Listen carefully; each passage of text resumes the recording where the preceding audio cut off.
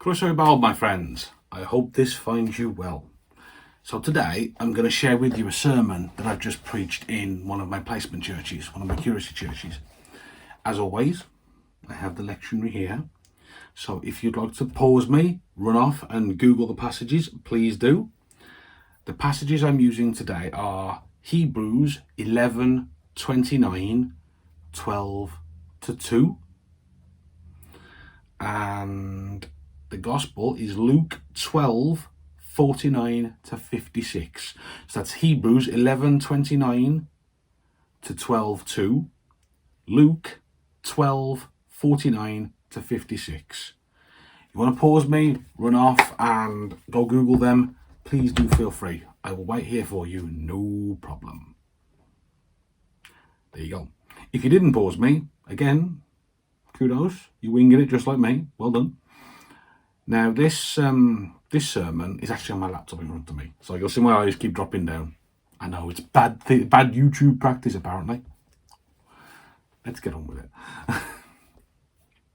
So right now, my brothers and sisters, as I sit here in front of you, there are floods in Kentucky, United States. The war in the Ukraine rages on. Here in Britain, we have weather that's unprecedented. We've never faced heat like this before. People have lost faith in what I can only describe as a morally bankrupt government. And there is a very, very, very real threat of a general strike coming up. There's growing division in every corner, be it on religion, sexuality, be it, your football team. It doesn't matter. There are divisions all around us. And it sounds pretty bleak, doesn't it? This picture I'm painting, it sounds like hell on earth in many ways.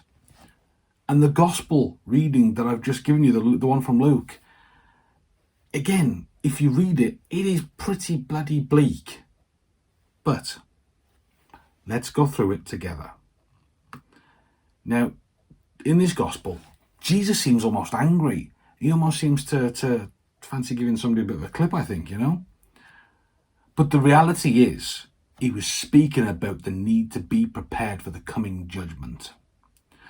It's important to note, though, that this gospel reading goes over two sections. You see, verses 49 to 53 are addressed to the disciples. Jesus is sitting talking to the disciples. And verses 54 to 56 are addressed to the crowd, to those who had gathered to listen. And at the start of the gospel, Jesus talks about a cost of being a follower of his. He says families will be divided. Yes, we know. And the thing is, this jars with the idea of Jesus being the Prince of Peace. Because Jesus is the Prince of Peace. I know Jesus is the Prince of Peace. But this gospel seems to move away from that a little. It seems to disjar. There's a bit of a disjoint between Jesus being the Prince of Peace and this gospel.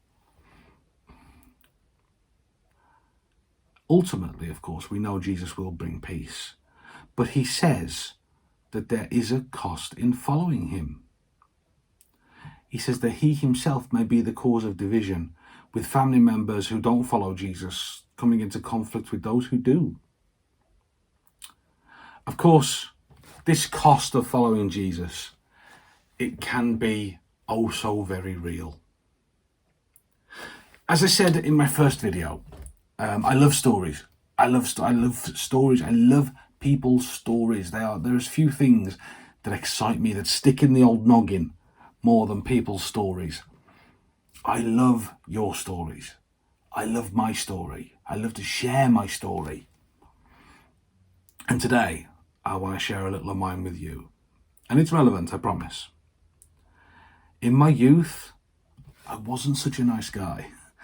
In fact, I was a bit of a baddie. I was into gangs. I was into crime, to violence, to fear, into loose women. And that lifestyle, it brought money. It brought power. It brought fear to my enemies. It brought money and power to me. The loose women, again, brought untold pleasures. But they were all tainted. They were all earthly. And I knew, eventually I learned that there was no future in this life. And so what I did was I left it behind. And in burning that old life down, in choosing to follow Jesus, eventually, I didn't burn that life down and immediately go to Jesus. I burned that life down and ran from him as well. Because we're human. That's what we do. We run from things like that. It's ridiculous, but there we are, my friends. It's what we do. But in choosing Jesus, I lost a lot. I lost a lot of friends. I lost a lot of people I thought I could count on. Some simply laughed. Some simply accused me of being God Squad. Some even said the words, I'd gone soft. But I learned that the way of Jesus is not the way of those who live for themselves. So for us who do follow Christ, those of us who are gathered here today watching this video, we must remember that being a follower of Christ is very likely to bring us into conflict with some who simply don't understand, some who simply do not get it. And priorities will differ. Don't be afraid though, okay? Be prepared. Pray for those who are not yet the followers of Christ. Because that's the thing, even though they're not, they could be. In the second part of our gospel today, Jesus addresses the crowd. He says that they can recognize signs in the weather. Oh yeah, you feel a southern wind, you know it's going to be a scorcher. He says they can see the signs around them. He says that they can see the winds of change coming in. But he also said that they can't see the change he's bringing. And so what he does is he encourages them to use their senses, to use their eyes, their ears, their nose, all the senses that the Lord gave us. Jesus is encouraging them to use them, to see the signs that he is working in, around, and through them and us 2,000 years later. This, of course, follows in the letter of St. Paul to the Hebrews. It speaks of this faith in the Lord despite division, despite often being at odds with each other.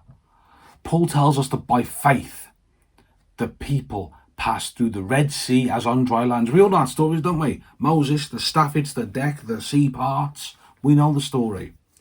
Paul tells us that those Israelites, they went through the corridor, they just walked through the seabed. Yet when the Egyptians tried to do it, the Egyptians, of course, having no faith in the Lord, they all ended up going for a very early bath. Paul tells us that by faith, the walls of Jericho fell, even after the army had marched around them for 7 days. Paul goes on, by faith, Rahab, she welcomed the men of God through into the city, the spies that were sent. She welcomed them in. She sheltered them. She protected them. And that's why she wasn't killed, along with those who were disobedient. Those words of Paul, by faith. Paul talks about the faith of those who went before us, of those who were martyred in the name of the Lord.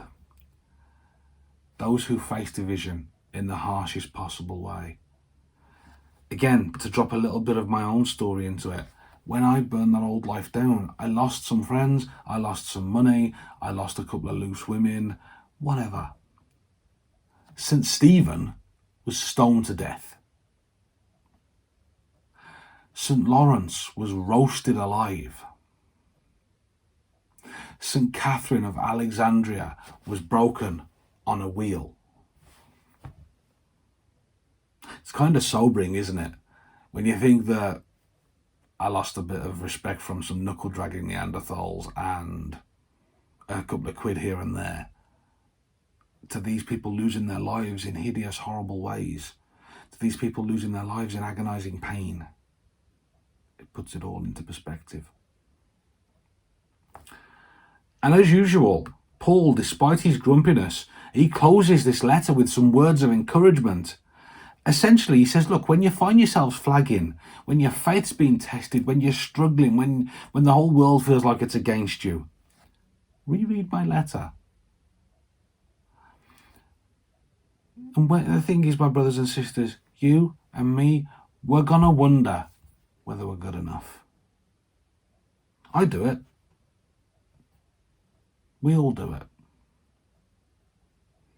Paul says to go back over his letter. He says to reread it and to go through that list he has given us and see how those who became before us persevered, how Jesus himself faced division, hostility, and loss. Jesus and St. Paul today talk about division. They talk about how those of us who follow the Lord will have to endure. We'll have to remain resolute in our faith, in our devotion, and in our prayer for those who are on the other side of that divide, for those who maybe aren't with us yet. An important thing to remember, though, is while the church, we are often viewed by the secular world as one way, we are the ones that can change that. It's not about forcing the secular world out there to acknowledge that, Christians are all right. I get it a lot, believe it or not, with this and with this. I get, you don't look much like a vicar. My question always back is, well, what does a vicar look like? That's the same thing here, my brothers and sisters. We are the ones that can change this. And I know what you're thinking because I think it myself oh so often. Me, I can't change nothing. I'm not that guy. I'm not that good. I can't do it.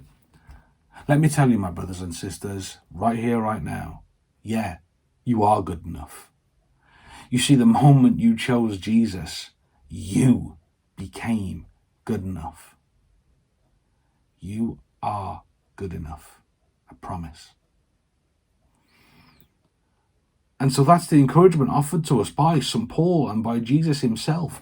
Don't be afraid. Yes, division exists. Yes, division is all around us. But if we endure, if we keep praying, if we maintain those gifts given to each of us by the Lord,